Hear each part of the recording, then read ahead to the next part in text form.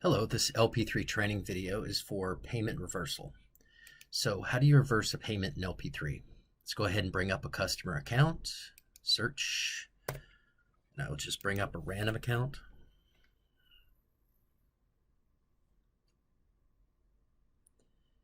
See, Alice Fulton, click on this.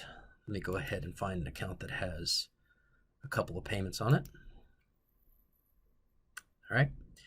This account, Alfonso, amount financed $800 over 12 months, and this is the first time they were financed the $800. This is the third time they were issued a loan.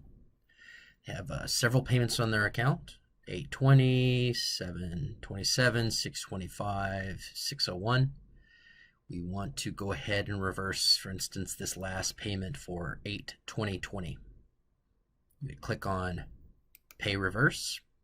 When you click on Pay Reverse, you're going to have a drop down that gives you all the payments that you can reverse, and it will be all the payments that are on the current loan.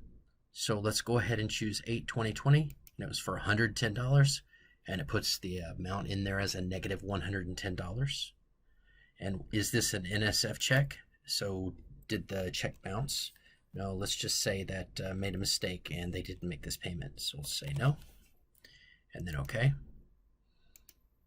And okay, and you can print out the receipt for the transaction. But as you can see now, 9/14/20, which is today, 14th of September, we went ahead and did that pay reversal of $110, and everything is logged now on the customer account. It will automatically give you an option for all the payments that are under the current loan. But what happens if it's a renewal? So the customer renewed and now they have a new loan. So let's go ahead and pull up an account that is an example of a renewal.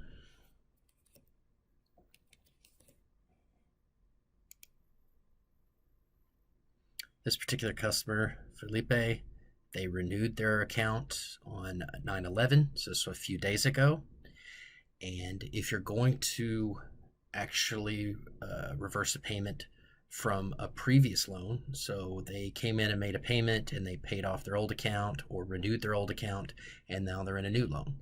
So you can come under old records and you'll see the transactions. A few days ago, it was actually 9/4/20, $181, and they renewed their loan. So if you wanted to come in here and say reverse that $181, they paid with the check bounced at the bank.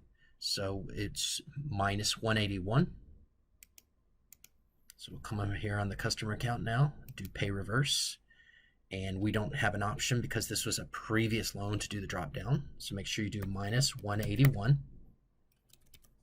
And is this an NSF check? Well, normally it actually is when it's been several days. So you would say yes. And NSF fee, which is in configuration settings, $30. Okay. And say okay here.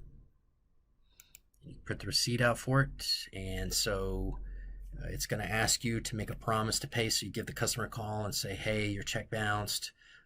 When can you come in and take care of this? Said, oh, I'm sorry, I didn't mean for that to happen. I'll come in tomorrow and I'll be, say, in by noon to go ahead and bring the money to fix this. So it always has you do a contact, which is this 9/14/20. Right now it's 15/26, and I made a promise to pay for this customer because I had to take the payment away because they had a bounce check. You need to contact them. That's why it came up for that. But here we have the minus $181.